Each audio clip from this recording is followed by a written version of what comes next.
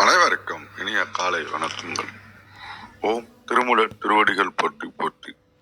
திருமந்திரம் 4ஆம் தந்திரம் 9வது அத்தியாயம் ஏரொளி சக்கரத்தில் இன்று நாம் 1280வது மந்திரம் சிந்திக்க உள்ளோம். பாடல் ஒலிக்கப்படுகின்றது. விளைந்த எழுத்தது விந்துவும் நாதமும் விளைந்த எழுத்தது சக்கரமாக விளைந்த எழுத்தவை மெய்யினுள் நிற்கும் விளைந்த எழுத்தவை மந்திரமாமே. மந்திரம் அப்படின்றதுக்கு ஒரு டெஃபனேஷனை இங்க நமக்கு புரிய வைக்கிறதாக உணர்கின்றேன். விந்துவும் நாதமும் எழுத்தாக மாறுகின்றது. அந்த எழுத்தானது சக்கரமாக உருவமாகின்றது. அந்த சக்கரமானது மெய்யினுக்குள்ளும் சென்று மந்திரமாகவே மாறிவிடுகின்றது அப்படின்னு ஒரு பேசிக் கான்செப்டை இங்க சொல்ல வர்றதா உணர்கின்றேன். ஸோ 1279 பார்த்தபடி பார்த்தீங்கன்னா, அனைத்தையும் உருவாக்கி இருக்கின்ற மூளை விதை எழுத்துக்களே அப்படின்ட்டு வந்துடுது. அப்போ அதுக்கு மந்திர வெளிச்சமாகவும் மந்திர சத்தமாகவும் இதுதான் விந்துநாதம் அப்படின்றது. இது எழுத்தும் சத்தமும் சேர்க்கும் போது அதுக்கு சக்கர வடிவம்னு வருது. ஸோ சக்கரம்ன்றது ரொட்டேஷன், இட்ஸ் மூமெண்ட். அப்போ நமக்கு இந்த எழுத்தும் வெளிச்சமும் ஒன்னாகும் போது அங்க ஒரு மூமெண்ட் கிடைக்கின்றது. இதுதான் தர்மத்தின் வழி செயல்படும் உலகத்தின் அனைத்து செயல்களுக்கும் மூல காரணமாக நின்று செயலாற்றுகின்றது அப்படின்னு நமக்கு உணர்த்த வர்றதா உணர்கின்றேன். அதே மாதிரி இந்த பிரணவம் அப்படின்றதும் இங்க நம்ம குறிப்பிட்டாக வேண்டிய ஒன்றாக இருக்கின்றது. விளைந்து எழுத்தது விந்துவும் நாதமும் விளைந்து எழுத்தது சக்கரமாக விளைந்து எழுத்தவை மெய்யினுள் நிற்கும் அப்படின்றாருங்க. இப்ப இந்த மெய்யினுள் அப்படின்றும் போது உடலில் இருக்கக்கூடிய ஆன்மாவோடு ஒன்று நிற்கக்கூடிய எழுத்து எதுன்னு சொன்னீங்கன்னா அந்த பிரணவம் தான். அப்ப இந்த விந்துநாதம்னு சொல்லலாம், அல்லது ஆவு அகரம் உகரம் இரண்டும் சேர்ந்தது. இவை எல்லாமே நமக்கு அடிப்படை மந்திர தொகுப்புகளாக இருப்பதை இங்கே நமக்கு ஆணித்தரமாக விளக்குவதாக உணர்கின்றேன். மிக்க நன்றி. வாருங்கள் கிருத்திகாமா, வணக்கம்.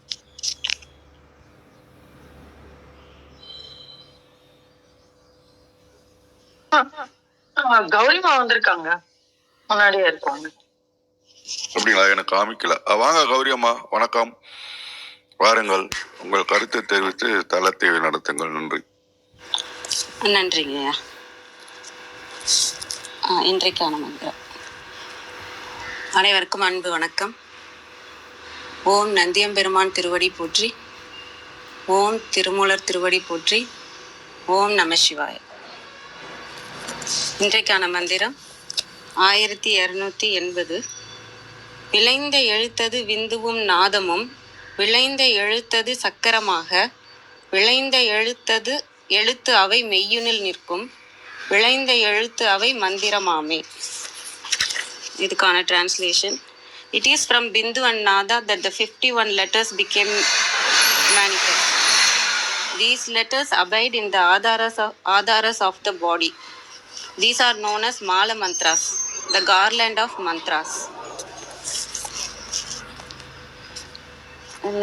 இன்னைக்கான பாட்டில் நேற்று நீங்கள் விரையது விந்துவினால் எல்லாம் விளைந்தனன்னு பார்த்துருப்பீங்க. நானும் பார்த்தேன், நல்லா இருந்தது. நேற்று பேசினது எல்லாமே நல்லா இருந்தது. எல்லாருமே நல்லா அவங்களோட கருத்தை சொல்லியிருந்தாங்க. இன்னைக்கு விளைந்த எழுத்தது விந்துவும் இந்த விந்துவும் நாதத்தினால விளைந்ததுன்னா தோன்றியது இல்லை உருவானது இல்லையா? லைனையா உங்களோட இதை மியூட் பண்ணிக்கோங்க ஐயா. நன்றி. விந்துவும் நாதத்தினால இந்த ஒவ்வொரு ஆதாரத்திலையும் அந்த எழுத்துன்றது தோன்றியது. அந்த எழுத்துங்கிறது இப்போ நம்ம வந்து ஏரொலி சக்கரம் தான் பார்த்துட்டு இருக்கிறதுனால இதில் என்ன முறை நம்ம சொல்கிறாங்கன்னா, அந்த மூலாதாரத்தில் இருக்க அந்த 4 இதழ்களை வந்து நம்ம ஆக்டிவேட் பண்ணுறதுனால அந்த மூலாக்னி ஆக்டிவேட் ஆகி குண்டலினி சக்தி மேலே எழும்புறது தான் நம்ம வந்து இந்த முறையில் ஏரொலி முறையில் நம்ம பார்த்துட்ருக்கோம். அதனால் இப்போ அதையே நம்ம இப்போ வச்சுப்போம். அந்த மூலாதார எழுத்தும் அதில் இருக்க இதழ்களில் இருக்க 4 எழுத்துமே வந்து விந்துவும் நாதத்தால் தோன்றியது அப்படின்றத நம்ம பார்ப்போம். விளைந்த எழுத்தது சக்கரமாக, அதுவே சக்கரமாகவும் இருக்கும். அந்த எழுத்துங்கிறது என்னன்னா அந்த இயக்கம் எப்படி நடக்கணும், அந்த மூலாதாரத்தில் இருக்கிற சக்கரம் எப்படி இயங்கணும், அந்த இதழ்கள் எப்படி இயங்கணும் அப்படிங்கிற எல்லா தகவல்களும் சேர்ந்த ஒரு இதுதான் எழுத்து. அதுதான் ஒரு சிப்பு மாதிரி, அதுக்குள்ள எல்லா விஷயங்களுமே இருக்கு அப்படின்றத பார்த்தோம். விளைந்த எழுத்து அவை மெய்யுனுள் நிற்கும். அதுதான் நம்ம உடம்புல ஒவ்வொரு அணுவுக்குள்ளேயும் நிற்கும். நம்ம உடம்புக்குள்ளதான் அந்த எழுத்து எல்லாமே நிற்கிது. அந்த 51 அக்ஷரங்களும் நம்ம எல்லா சக்கரங்களுமே அந்த இதில் தான் நிற்கிது. அதில் தான் எல்லா தகவல்களும் ஒவ்வொன்றும் எப்படி ஒர்க் பண்ணணுங்கிற தகவல்களும் அங்கே தான் நிற்கிது. விளைந்த எழுத்தவை மந்திரமாமே. மந்திரம்னா அது எப்படி இயங்கும் சக்தியாக இருக்கிறதா மந்திரம். அது எப்படி இயங்கணுங்கிறதுக்கான மந்திரமாக அந்த கோடிங். இதை நாங்கள் கம்ப்யூட்டர் ஃபீல்டில் இருக்கவங்க ஃபஸ்ட்டு கோடிங் எழுதுவாங்க, அப்புறம் தான் அதை எக்ஸிக்யூட் பண்ணுவாங்க. கோடிங்லேயே வந்து என்ன வந்துடும்னா இது எப்படி இயங்கணுன்றது வந்துடும். அதை எக்ஸிக்யூட் பண்ணும்போது அது ஒர்க் பண்ண ஆரம்பிச்சிடும்.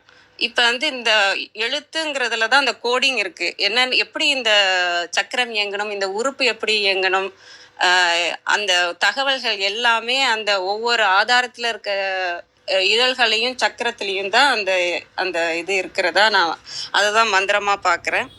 இந்த இதெல்லாம் சரி கோடிங்காக இருக்குது, இதை நான் எப்படி ஆக்டிவேட் பண்ணுறதுங்கிறதுக்கு தான் இந்த நாத பிந்துவை நம்ம மேலே ஏற்றுறது. அது தியான முறையிலையோ இல்லை பிராணாயாம முறையிலையோ இல்லை ஓம் உச்சரிக்கிறதுனாலையோ இல்லை மற்ற மந்திரங்கள் உச்சரித்து அந்த நாதத்தையும் விந்துவையும் மேலே ஏற்றும் போது இது ஆக்டிவேட் ஆகிடும். இந்த கோடிங்காக இருக்கிறது அந்த தகவல் ஒரோட சிப்பாக இருக்கிறதுக்கு வந்து நம்ம வந்து எலக்ட்ரிசிட்டி கொடுக்கணும் அப்படின்னா அது நாத பிந்துவால் அது ஆக்டிவேட் ஆகி நமக்கு ஒர்க் ஆகும் அப்படிங்கிறதையும் பார்க்குறேன். இது வந்து எப்படி மேல் நோக்கி போகிறதுக்கு ஹெல்ப் பண்ணதோ, இதை வந்து தடையில்லாமல் இருக்கிறதுக்கு தான் நம்ம மனசை வந்து தூய்மையாக வச்சுக்கணுங்கிறதுக்கு. அதை அன்பால் நிரப்பி அதை ரெடியாக வச்சுக்கிட்டோன்னா இந்த நாதமும் விந்துவும் அந்த எந்த ஒரு பிரச்சனையும் இல்லாமல் அந்த ப்ரோக்ராம் ரன் பண்ணோம் அப்படிங்கிற மாதிரியும் நான் பார்க்குறேன். அந்த மந்திரமாக அந்த எழுத்தே வந்து மந்திரமாக இருக்குது. அதை இயக்கிறது தான் நாதமும் விந்துவும். நம்ம வந்து செய்கிற முறைகள்னால அதை இயக்கப்படுறதுனால நம்ம முக்திக்கு போகலாம் அப்படிங்கிறது தான். அனைவருக்கும் நன்றி. வாங்கம்மா கிருத்திகாம்மா, வணக்கம்மா.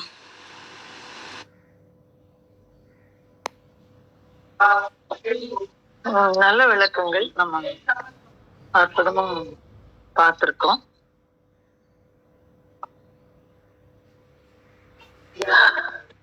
இன்றைய மந்திரத்துல வந்து என்ன சொல்றாங்கன்னா, விளைந்த எழுத்தது விந்துவும் நாதமும், விளைந்த எழுத்தது சக்கரமாக, விளைந்த எழுத்தவை மெய்யினுள் நிற்கும், விளைந்த எழுத்தவை மந்திரமாமே அப்படின்றாங்க. அப்போ எப்படி வந்து ஒரு நம்ம வந்து நேர்த்திக்கு வரைக்கும் என்ன பார்த்தோம், ஒளியுடலுக்கு தக்கன ஒரு சூத்திரத்தை பார்த்தோம். ஒளியுடல் பெறுவதற்கான ஒரு சூத்திரம் முன்னாடி கால அளவையோட சொன்னாரு. அதுக்கப்புறம் அந்த ஒளியுடல் எங்கனம் விகசிக்கிறது, அதாவது வியாபகம் பண்ணுகிறது, அது எங்கனம் நம்மை வந்து விரிய செய்கிறது அப்படின்னு சொன்னாரு. ஏன்னா விளைந்த உயிரும் அப்படின்னு சொன்னாரு. அப்ப அதுதான் உயிருமாக மாறுகிறது, அதுதான் ஞானமாக மாறுகிறது, ஞானமாக மாறுகிறது, அது அவனாகவே இருக்கிறது. நாம் அவனாகுதல், தான் அவனாகுதல் அப்படின்னு சொல்றோம் இல்லையா, அந்த விஷயத்த பத்தி பேசிட்டு நேற்று. இப்ப அதனோட வித்து என்ன இருக்கு அப்படின்னு உள்ள வந்து சொல்றாரு. எதற்காக இதை வந்து சொல்ல வேண்டும் அப்படிங்கிற ஒரு கேள்வி முதல்ல. ஏன்னா நம்ம எழுத்துக்கள் எல்லாம் பார்த்துட்டு தாண்டி ஒரு ஒளியுடல் நிலைக்கு வந்திருக்கோம். ஒரு வளர்ச்சி இங்க இருந்து கீழே இருந்து கூட்டிட்டு வந்து ஒரு இடத்துல நிப்பாட்டி இருக்கிறாரு. திருப்பி அடிப்படைக்கு போறாரு. ஏன்னா நம்ம இந்த பாடலுடைய ஆரம்பம், இந்த இதனுடைய இந்த ஏரொளி சக்கரத்தினுடைய ஆரம்பத்தை வந்து நீங்க பார்க்க ஆரம்பிச்சீங்கன்னா, அதுல வந்து வன்னி எழுத்தவை மாபலம் உள்ளன அப்படின்னு எழுத்த பத்தி தான் ஆரம்பிச்சாரு. அதுக்கப்புறம் சொல்லிய விந்துவும் ஈராறு நாதமும் அப்படின்னா விந்து நாதம் இயங்கனம். அப்ப இது வந்து அந்த லேயர் விட்டு அடுத்த லேயர் போகுது. நீங்க வந்து இது ரொம்ப சூட்சமமான விஷயம். ரொம்ப ஆழமான விஷயம். சூட்சமம்னு சொல்ல மாட்டேன், ஆழமான ஒரு விஷயம். இதை நம்ம புரிஞ்சுக்கணும். ஒரு அடுக்கு 1 2 3 4 5 6 7 8 9 10 ஃபர்ஸ்ட் ஃப்ளோர் வந்துட்டோம். வந்ததுக்கு அப்புறம் இந்த ஃபர்ஸ்ட் ஃப்ளோர்ல இருந்து திருப்பி செகண்ட் ஃப்ளோர் போறோம். அப்போ அங்க உள்ள படியை வந்து நம்ம எப்படிதான் எண்ணணும் அப்படின்னா திருப்பி 1 2 3 4 5 6. அப்போ இந்த படி எப்படி இருக்கும் அப்படின்னா நம்ம வந்து இமேஜின் பண்ணலாம். ஒரு சில இடத்துல படிகள் வந்து வரிசையா இருக்கும், அப்படியே ஃப்ளோருக்கு அப்படி அப்படி அப்படி அப்படியே போற மாதிரி இருக்கும். ஆனா இது அப்படி இல்லை. ஃபர்ஸ்ட் ஃப்ளோர் வந்து ஒரு சுத்திட்டு இன்னொரு பக்கத்துல போய் அந்த ஃப்ளோர் ஆரம்பிக்கிறது மாதிரி. நான் இது உங்களுக்கு ஒரு எடுத்துக்காட்டுக்கு தான் நான் சொல்றேன். நீங்க பெரிய பெரிய ஜவுளி கடைகள்ல எல்லாம் போனீங்கன்னா இங்க நான் பார்த்திருக்கேன். என்ன பண்ணுவாங்க, ஏறுறது ஒரு வழியா இருக்கும், மொத்த ஃப்ளோரும் சுத்திட்டு அடுத்த ஃப்ளோர் ஏறுறதுக்கு அந்த அந்த பெரிய ஹாலோட இன்னொரு எண்டுல அந்த படி வச்சிருப்பாங்க. அப்ப அங்க இருந்து நம்ம மேல ஏறும்போது திருப்பி 1 2 3 4 5 6 அப்படின்னு நம்ம ஏறும். அப்போ வந்து 12 13 14 நம்ம ஆரம்பிக்க மாட்டோம். திருப்பி அடிப்படையில இருந்து ஆரம்பிப்போம். 1 2 3 இது இன்னும் 10 படி இருக்கா அப்படின்னு கேட்போம். இது வந்து என்ன சொல்றது அப்படின்னா, ஒளிவுடல் வரைக்கும் வந்தாச்சு, திருப்பி ஒரு எழுத்தை பத்தி பேச ஆரம்பிக்கிறாரு. அப்போ அந்த இடத்துல நம்ம எதை பிடிச்சுக்கணும் அப்படின்னாக்க, அந்த எழுத்தை பற்றி கொள்ள வேண்டும். அது எதுக்கு அப்படின்னா அடுத்த பாடல்ல சொல்றாரு. அப்போ அந்த எழுத்தை எங்க நம்ம பற்றி கொள்வது பார்க்கலாம். விளைந்த எழுத்தது விந்துவும் நாதம். எழுத்து ஒரு எழுத்துதான், எழுத்துக்கள் அதுன்னு சொல்லல, எழுத்தவை அப்படின்னு சொல்லல, எழுத்து அப்படின்னு சொல்றாரு. எழுத்தது அப்படின்னு ஒரு எழுத்து சொல்றாரு. அப்ப அந்த எழுத்து என்ன, இதை நம்ம முன்னாடியே உணர்த்தி இருக்கிறார் நமக்கு. விசர்க்கம் என்று சொல்லக்கூடிய அந்த வட்டம், அந்த வட்டம், அது அது அது அமரக்கூடிய அந்த மகரம். அப்போ மகரமை அந்த ஒரு எழுத்து. அத வந்து இது இங்க எங்கேயாவது இருக்கான்னு கேட்டா இல்ல, நான் உணர்ந்து சொல்வது உங்களுக்கு. இது வந்து ஒரு ஒரு டூல். நாட் எவ்ரிபடி கேன், என்ன சொல்றது, எல்லாரும் என் மூலமா உணர்த்துறாருன்னு வச்சுக்கோங்களேன். அவங்களுக்கு அந்த மாதிரி திருமூலர் யார் மூலமாவும் நமக்கு உணர்த்துவார். விளைந்த எழுத்தது விந்துவும் நாதமும். அதுதான் நமக்கு விந்துவையும் நாதத்தையும் கொடுக்கிறது. எங்க ஒளியுடல், அந்த அந்த அந்த அந்த ஒளியுடல்லாம் நான் நேற்றுக்கும் சொன்னேன் உங்களுக்கு. அந்த ஒளியுடல் எல்லாருக்குள்ளயும் இருக்கு. எல்லாருடைய தேகத்திலையும், ஸ்துல தேகத்திலையும் அது இருக்கு. அது வளரணும். அதுக்குதான் ரொம்ப முக்கியமான ஒரு விஷயம். நம்ம அதனோட 64 நாழிகை நின்னா வளரும். அப்ப அந்த 64 நாழிகை நிக்கணும் அப்படின்னாக்க அது எப்படி அப்படின்னு நம்ம பார்க்கணும் இல்லைங்களா? 64 நாழிகையா 64 ஏதோ ஒரு கணக்கு வந்தது. அது அந்த அந்த கணக்கு நாழிகையா நிமிஷமானு எனக்கு தெரியல, அந்த மறந்து போச்சு. அந்த இடத்துக்கு உண்டான அந்த அந்த அப்போ அது வந்து நம்ம தொம்பை கூடு மாதிரி மொத்த உடலும் ஒளி உடலாக மாறும். அதை தாண்டி நம்மளுடைய உள்ளே இருக்கக்கூடிய அந்த ஒளி வளர ஆரம்பிக்கும். நம்ம தேஜஸா இருக்கோம்னு சொன்னோம் இல்லையா நேற்றுக்கு. அப்ப அந்த தேஜஸ் வந்து வளர ஆரம்பிக்கணும். அப்போ அந்த வளர ஆரம்பிக்கும் பொழுது ஒரு ஒரு பகுதியும், இப்ப நானா யாரு, நானா இந்த கையா, நானா இந்த காலா, நானா இந்த முகமா, நானா இந்த காலா, இல்ல நான் என்பது இது அனைத்தும் சேர்ந்தது இல்லைங்களா? அப்ப என்னுடைய ஒரு பகுதியில மாத்திரம் ஒளி இருக்கு. அப்ப அதை எங்க நம்ம எல்லா பகுதிக்கும் எடுத்து செல்வது, எப்படி அந்த ஒளி அணுக்களை நம்முள்ளே வளர செய்வது அப்படிங்கிற ஒரு விஷயத்த வந்து இந்த இடத்துல சொல்றாரு. விளைந்தது எழுத்தது விந்துவும் நாதமும். அப்போ நம்ம உள்ளே ஒளிந்திருக்கக்கூடிய அந்த ஒளி அணுக்களை ஒளிர செய்ய 2 விஷயம் தேவை. ஒண்ணு, உள்ள இருக்கக்கூடிய அந்த அந்த விந்து, அந்த வித்து, அந்த அந்த விரை அது உள்ள இருக்கணும். 2வது அந்த வித்தை ஆக்டிவேட் பண்ணக்கூடிய சிவம். அது வந்து நமக்கு கிடைச்சாச்சு. போன பாடல்ல சொல்லிட்டாரு எப்படி கிடைக்கிறது அப்படின்னு சொல்லிட்டு. இப்ப இது வந்து ஒரு ஒரு ஒரு பார்ட்டுக்குல நீங்க இமேஜின் பண்ணி பாருங்க. நம்ம உடம்பு பூரா ஒரு குட்டி குட்டி குட்டி குட்டி குட்டி பல்பு இருக்கிற மாதிரி நினைச்சுக்கோங்க. ஒரு பல்பு ஆக்டிவேட் ஆயிடுச்சு, பத்தாது. என்ன ஆகணும், எல்லா பல்பும் ஒண்ணு தொட்டு தொட்டு தொட்டு தொட்டு ஆல்ட்டுவே ஆகணும். அப்ப என்ன பண்ணணும், இந்த ஒரு கரண்ட் பாஸ் ஆகணும். அந்த கரண்ட் பாஸ் ஆகிறதுக்கு உண்டானதுதான் இந்த விஷயம். விளைந்த எழுத்தது விந்துவும் நாதமும். அதனால் அப்ப அந்த இடத்துல ஒரு விந்துவும் நாதமும் நம்ம தொடர்கிறது. அதாவது செகண்ட் லெவல்ல வருது. விளைந்த எழுத்தது சக்கரமாக. அப்ப அது சக்கரம் அப்படிங்கிறது ஐயா மூமெண்ட் சொன்னாரு. ரொம்ப அற்புதமான ஒரு வார்த்தை. இன்னும் சில உரையாசிரியர்கள் மாலா மந்திரம்னு சொல்லுவாங்க. அதுதான் நம்ம கௌரிமா சொன்னாங்க. இந்த மாலா மந்திரம்ங்கிறது ஒரு ஒரு டூல். அது எப்படி அப்படின்னா, நான் இதை பத்தி ஏற்கனவே பேசியிருக்கோம். மூலாதாரத்தில் இருந்து துவங்கி துவாதசாந்தம் வரை சென்று திருப்பி மூலாதாரத்துல முடியும். திருப்பி சுவாதிஷ்டானம், மூலாதாரம், மணிப்பூரகம், சுவாதிஷ்டானம், இப்படி சொல்லக்கூடிய மந்திர முறைகள் இருக்கு. இது எல்லா மந்திரத்தையும் நம்ம அந்த மாதிரி உபயோகம் பண்ண முடியாது. அதுக்குன்னு அந்த உறுப்புகள் இருக்கணும். இப்போ நம்மளுடைய உடலில் இருக்கக்கூடிய 7 ஆதார சக்கரங்கள், அதற்கு மேலே இருக்கக்கூடிய 2 புள்ளிகள், அந்த இரண்டையும் இணைத்து 9 மாறும்போதுதான் நம்மளால இந்த சக்கரத்துக்குள்ள வர முடியும். இந்த மாதிரி நிறைய மாலா மந்திரங்கள் இருக்கு. அப்ப அது குறைந்தபட்சம் அதனுடைய உறுப்புகள் 9க்கு மேல இருக்கணும்.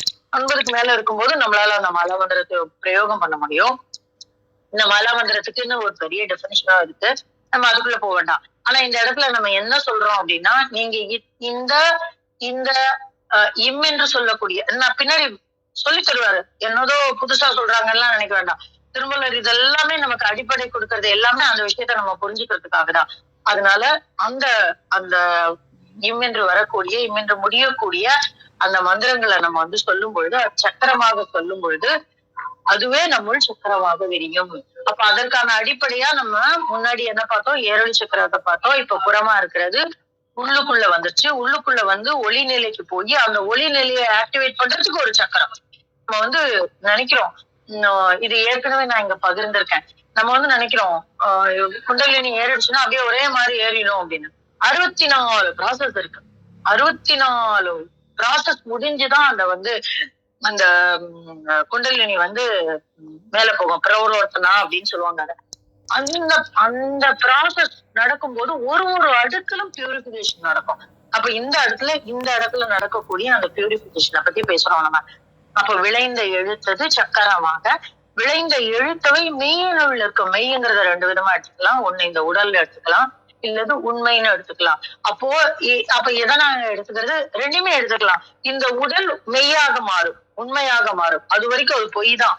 அப்போ உடல் மெய்யாக மாறும், மெய் நம்ம உள்ளே இருக்கும். சோ இந்த இடத்துல பேதம் இல்லை. மெய்யுக்கும் உடலுக்கும் உண்மைக்கும் உண்டான பேதம் இல்லை. ஏன்னா இது வரைக்கும் இந்த உடல் உண்மையானது அல்ல. ஆனா அந்த உண்மை நமக்கு புரிஞ்சிடுச்சுன்னா அதுதான் மெய் விளங்கும் இடமாக மாறுகிறது. அப்ப அதனாலதான் இந்த இடத்து சொல்றாரு, விளைந்த எழுத்தவை மெய்யினுள் இருக்கும். இத விளக்கணும்னா, இந்த மெய் உடல் அப்படிங்கறத விளக்கணும்னா ரொம்ப அற்புதமான ஒரு சம்பாஷணம் உண்டு. என்ன சம்பாஷணம் அப்படின்னா, சமர்தர்னு ஒருத்தர் இருப்பாரு. அவர் மிகப்பெரிய ஞானி. பரசுராமர் யார் அவரு அப்படிங்கிற ஒரு தீர்த்தத்துக்கு நம்ம அப்புறம் வரலாம். அவர் பரசுராமர் கிட்ட பேசக்கூடிய ஒரு சர்க்கம் ஒண்ணு உண்டு. அந்த இடத்துல பார்த்தானா, அந்த மெய் எங்கனம் பொய்யாகிறது, அதை எங்கனம் உணர்த்துவது அப்படின்னு சொல்றதுக்கு ரொம்ப அற்புதமான ஒரு சம்பாஷணை உண்டு. அது சொல்றதுக்கு நேரம் இல்ல. அப்ப அதுதான் அந்த இடத்துல மெய் எப்படி உண்மையாக விளங்குகிறது, இப்படி இந்த பொய்யான உடம்பு எங்கனம் உண்மையாக விளங்குகிறதுன்னு சொல்ற விஷயம் மாறிட்டு வருது. அப்ப விளைந்த எழுத்தவை மெய்யினுள் நிற்கும், விளைந்த எழுத்தவை மந்திரமாமே. அப்ப அது அந்த இடத்துல இருந்து நம்மை வளர செய்வதற்கான மந்திரமாக மாறுகிறது அப்படின்னு சொல்றாரு. ரொம்ப ரொம்ப ரொம்ப முக்கியமான பகுதிகள் இந்த பகுதிகள் எல்லாமே. இது ஒரு தடவையில புரியுமான்னு கேட்டா இல்ல, புரியாது. நம்ம மீண்டும் மீண்டும் வாசிக்கும் பொழுது ஒரு முழு ரவுண்டு திருப்பி உள்ள வரும்போது புரிய ஆரம்பிக்கும். திருப்பி வரும்போது புரிய ஆரம்பிக்கும். இல்ல தெய்வ சங்கல்பம் இருந்தா ஒரு சிலருக்கு இப்பவே கூட புரியும், ஒரு தடவை கேட்கும் போதே கூட புரியும். அதே சமயம் ஒவ்வொரு முறை கேட்கும் போதும் ஒரு புரிதல், ஒரு தெளிதல் நம் உள்ளே விளங்கும். அத்தகைய ஒரு மந்திரங்கள் இவை எல்லாமே. அதை உங்களோடு பகிர கிடைத்த இந்த கால வேளைக்கு நன்றி சொல்லி என்னுடைய பகிர்தலை முற்றுக்கொள்கிறேன். நன்றி. நன்றி. அருமைமா, ரொம்ப நல்லா இருந்தது. அந்த நீங்க மெய்யினுள்ன்ற இதுக்கு நீங்க கொடுத்த விளக்கமே ரொம்ப நல்லா இருந்துச்சு. நானும் யோசிச்சேன், அந்த மெய்யினுள் இருக்கிறதுக்கு உண்மைன்னும் பொருள் இருக்கு, உடல்னு பொருள் இருக்கு, இன்னொரு பொருளும் நீங்க சொன்னீங்க. அதாவது மெய் எழுத்துக்களாகவே முடியும். அந்த எல்லா ஆதாரத்துல இருக்க எல்லா எழுத்துக்களுமே அந்த மகரத்தோட தான் முடியும் இல்லையா? நீங்க அதையும் சொன்னீங்க. நம்ம அந்த மெய்யினுள்ன்றதுல அந்த 3 விதமாகவும் நம்ம அதை பார்க்கலாம். அருமையான பார்வையம்மா, ரொம்ப நன்றி. வாங்கய்யா அர்த்தநாரி ஐயா, வணக்கம்.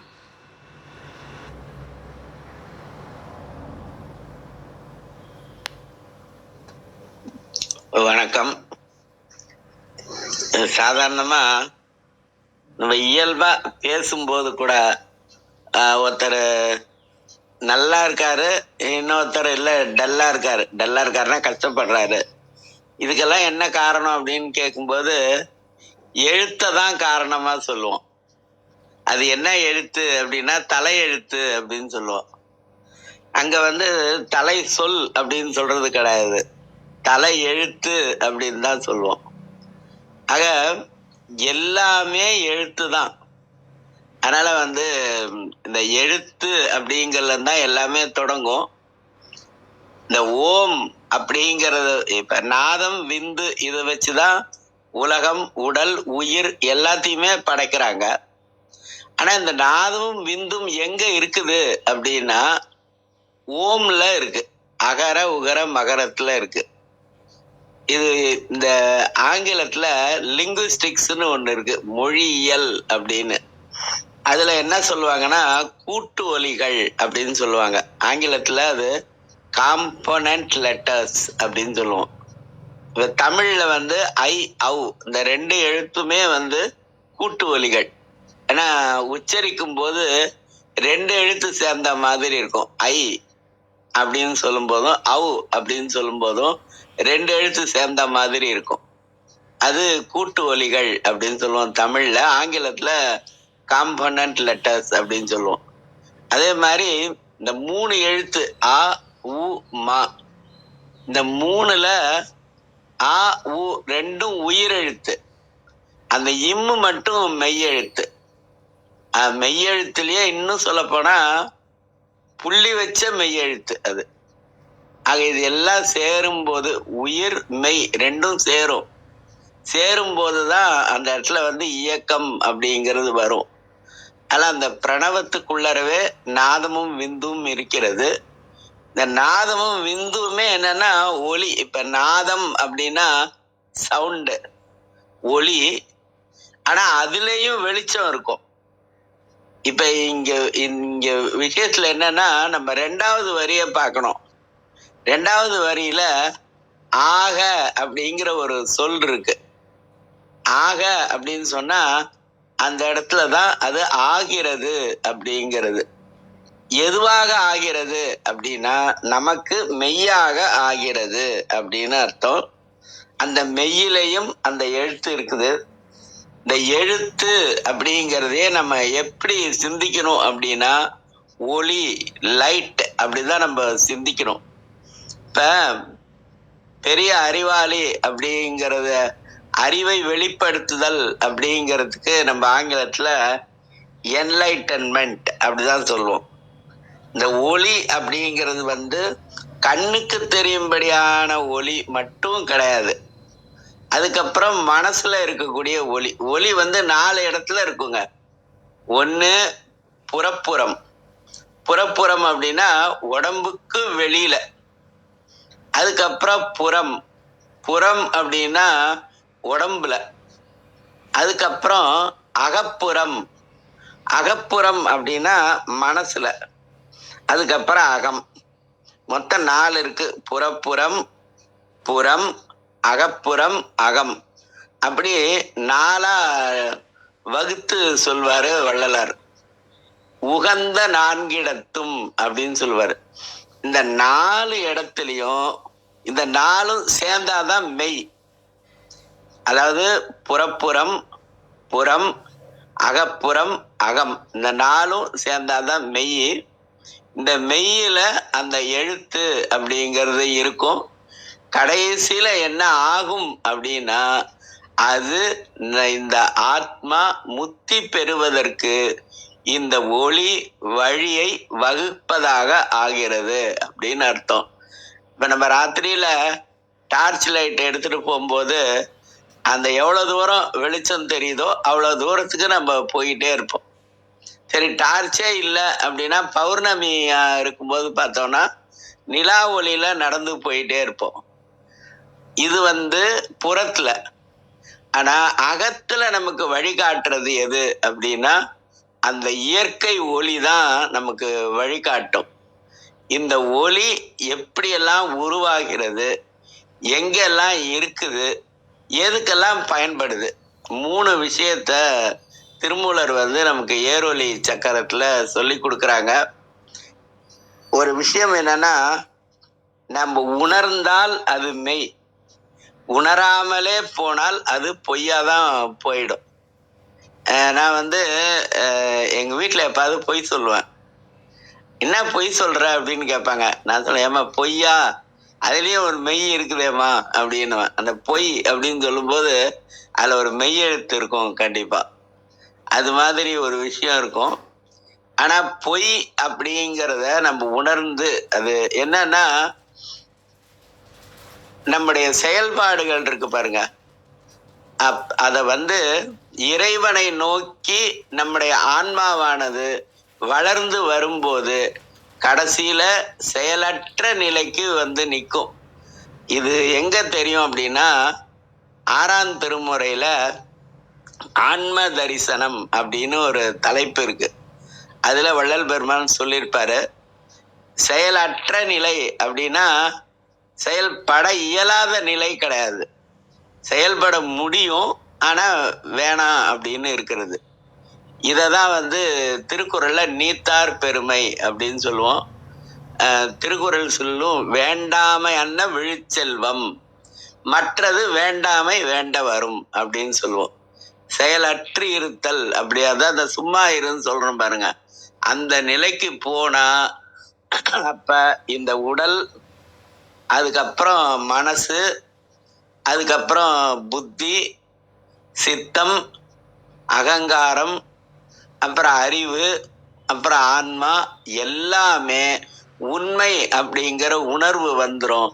அந்த உணர்வை தரக்கூடியது கூட நமக்கு எழுத்து தான் அப்படிங்கிறத அந்த திருமந்திரத்துல சொல்றாங்க. அது இந்த எழுத்தை சாதாரணமா உச்சரிச்சோன்னா எழுத்து, ஆனா தெய்வ சிந்தனையோட உச்சரிச்சோன்னா அது மந்திரம். ஒரு பாட்டு ஒண்ணு இருக்கும், இந்த மந்திர மாலா மாலா மந்திரம் அப்படின்னு சொல்லும்போது எனக்கு ஒரு சினிமா பாட்டு ஞாபகத்துக்கு வந்தது. இந்த ராஜபாட்டு ரங்கத்துறைன்னு ஒரு படம் வந்துச்சு, சிவாஜி படம். அதுல ஒரு டூயட் சாங் ஒண்ணு இருக்கும், மதன மாளிகையில் மந்திர மாலைகளாம் அப்படின்னு வரும். கிருத்திகா சொல்லும் போது கூட நம்ம மாடியில ஏறி ஏறி போயிட்டே இருக்கிறோம் அப்படின்னு சொல்லும்போது டக்குன்னு அந்த மாளிகைங்கிற வார்த்தையும் மாலை அப்படிங்கிற வார்த்தையும் சொல்லக்கூடிய அந்த பாட்டு, உங்களுக்கு நேரம் இருந்ததுன்னா யூடியூப்ல கேட்டு பாருங்க, அருமையா இருக்கும்.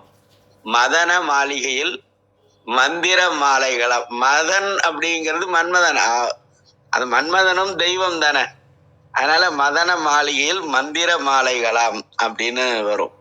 அந்த மந்திர மாலை அப்படிங்கிறது எல்லா இடத்திலும் அந்த மந்திர மாலை அப்படிங்கிறது இருக்கும். சாதாரணமா எழுத்தை உச்சரிச்சோன்னா அது எழுத்து, தெய்வ சிந்தனையோட உச்சரிக்கும் போது அது மந்திரமாக ஆகிறது. நம்முடைய முன்னோர்கள் இந்த நூல்களை கொடுத்தாங்க பாருங்க, அதாவது நூல்களை படைத்து நமக்கு அளித்த ஞானிகள், அவங்க எல்லாருமே தெய்வமா இருந்துதான் அந்த நூல்கள் எல்லாம் கொடுத்தாங்க. அதனாலதான் நம்ம இன்னைக்கு வரைக்கும் சொல்லிக்கிட்டே இருக்கோம் அந்த நூல்களை பற்றி இன்னைக்கும் பேசிட்டு இருக்கோம். அதுக்கு தொல்காப்பியம் செய்யுளியல், டக்குன்னு சொன்னதுக்கு எத்தனாவது நூற்பான்னு கூட சொல்லுவாங்க. செய்யுளியல்ல தொல்காப்பியம் செய்யுளியல் நிறைமொழி மாந்தர், அது நீங்க டக்குன்னு நிறைமொழி மாந்தர்னு போட்டாலே நெட்ல போட்டா வந்துடும். நிறைமொழி மாந்தர், இந்த மொழி நிறைமொழி. நிறைமொழி அப்படின்னா என்ன அர்த்தம்னா அவங்க என்ன சொன்னாலும் அது உடனே நடக்கும்.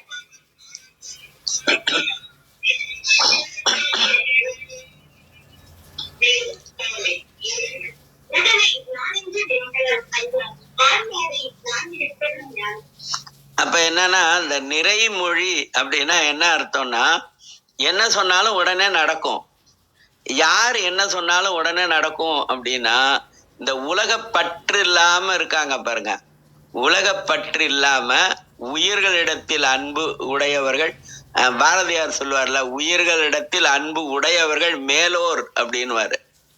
அப்ப அந்த உலகப்பற்று இல்லாம உயிரிடத்தில் அன்புடையவர்களாக இருந்து தெய்வ சிந்தனையோட இருக்கிறவங்க என்ன சொன்னாலும் அது உடனே நடக்கும். என்ன கேட்டாலும் அது அப்பவே கிடைக்கும்.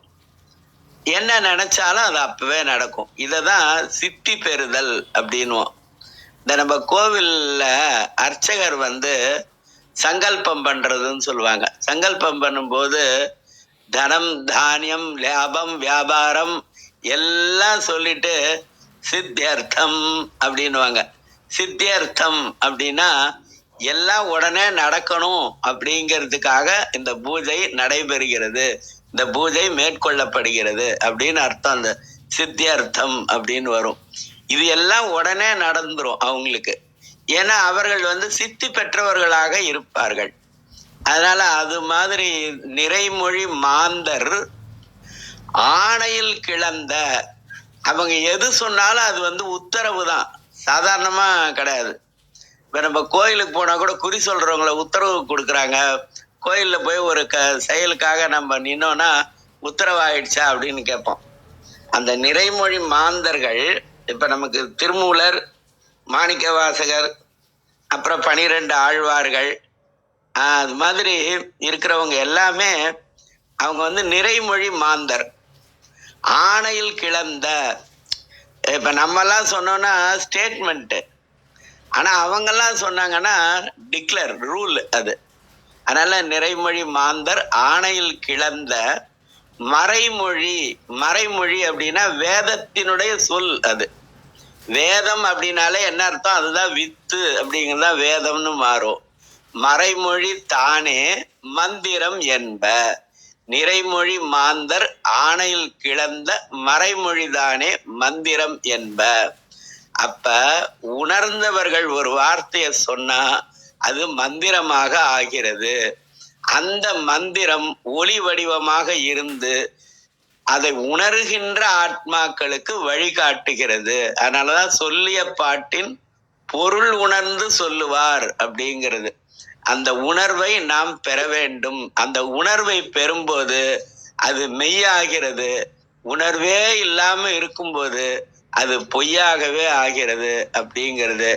அமைதியா, அதாவது தியானத்துல நம்ம எதை செய்தாலும் அவன் அருளாலே செய்கிறோம் அப்படின்னு நினைக்கும் போது அது தியானமாக ஆகிறது.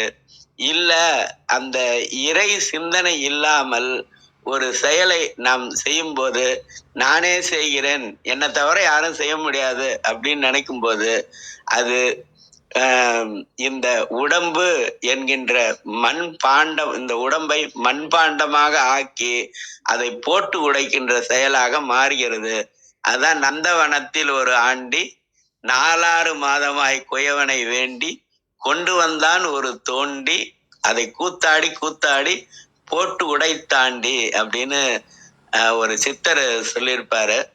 அதனால நம்ம இந்த உலக பற்று நோக்கி கூத்தாடாமல் அந்த ஆன்மாவை ஈடேற்றுவதற்காக எழுத்து அப்படிங்கிறதுல தொடங்கி மந்திரம் என்பதாக தொடர்ந்து தியானத்துல இருந்து இந்த ஆன்மா முக்தி பெறுவதற்கான வழியை நாம் பார்க்க வேண்டும் அப்படிங்கிறது தான்.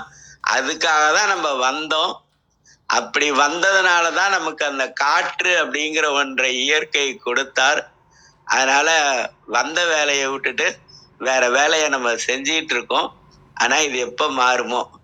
நன்றி, வணக்கம். நன்றிங்க, ரொம்ப அருமையா இருந்ததுங்கய்யா. இந்த மெய்யுணல் நிற்கும்ன்றதுக்கு கிருத்திகாமா சூப்பரா சொல்லியிருந்தாங்க. அதுலயும் நீங்க இன்னும் உங்களோட பார்வையும் சேர்த்து சொன்னீங்க. நம்ம எந்த பக்கமுமே மிஸ் பண்ண முடியாத அளவுக்கு எல்லா பக்கமுமே நமக்கு விஷயம் தெரிய வர்றதுனால ரொம்ப அருமையா இருக்குங்கய்யா. ரொம்ப நன்றி. அப்புறம் இந்த பொய்க்குள்ளேயும் மெய் இருக்குன்னு சொன்னீங்கல்ல, நான் ஒரு நிமிஷம் யோசிக்கிறேன், பொய்க்குள்ள என்ன மெய் இருக்கு அப்படின்னு பார்த்தா ஆமா மெய் இருக்குன்னு வந்தது. அருமையா இருந்ததுங்க ஐயா, ரொம்ப நன்றி. யாருக்காவது கேள்விகள் இருக்குங்களா?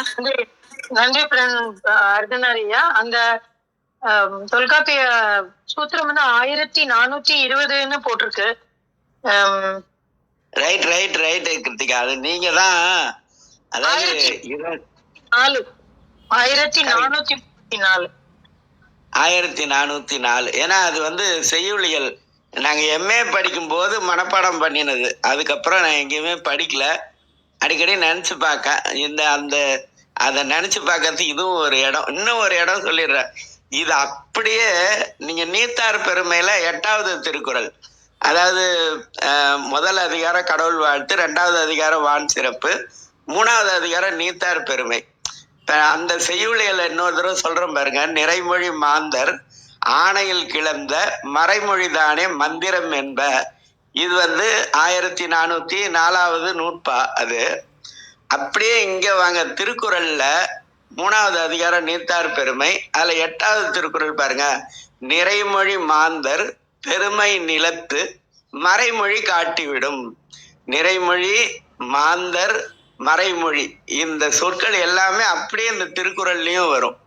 அதனால பாரதியார் சொல்லுவார்ல, சிந்தனை ஒன்றுடையாள் அப்படின்னுவாரு. அப்ப எங்க இருந்து சிந்திச்சாலும் சிந்தனை ஒரே மாதிரிதான், யூனிஃபார்மா தான் இருக்கும் அப்படிங்கிறது கூட இந்த இடத்துல நம்ம புரிஞ்சுக்கலாம்.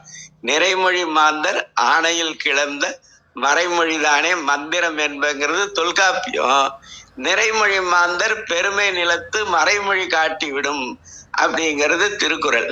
அதனால வந்து எதுவா இருந்தாலும் சரி, இப்ப இது வேணாம் அப்படின்னு நினைச்சோம்னா அப்ப நம்முடைய மொழி எல்லாமே நிறைமொழியா ஆயிடும் அப்படிங்கிறது. இது ஆங்கிலத்துல சொல்லுவாங்க, எதா இருந்தாலும் நோ சொல்லுங்க அப்படின்னுவாங்க. அதாவது என்ன, ஒரு 11 மணிக்கு போயிட்டே இருக்கோம், ஒருத்தரை வந்து வாப்பா டீ குடிக்கலாம் அப்படின்னுவாங்க. இல்லை இப்ப எனக்கு டைம் இல்லை, வேலை அதிகமா இருக்குன்னு சொல்லிட்டு அப்ப நோ அப்படின்னு சொல்லிட்டு போயிட்டே இருக்கணுமா? எதுவா இருந்தாலும் நோ சொல்ல கத்துக்கோங்க அப்படின்னு ஆங்கிலத்துல சொல்லுவாங்க. அது மாதிரி ஒரு விஷயம். அதுதான் இந்த இடத்துல வந்து செயலற்று இருத்தல், செயல்படாம இருக்கிறது இல்லைங்க, செயலற்று இருத்தல் அப்படிங்கிறது. நன்றி. நன்றி ஐயா.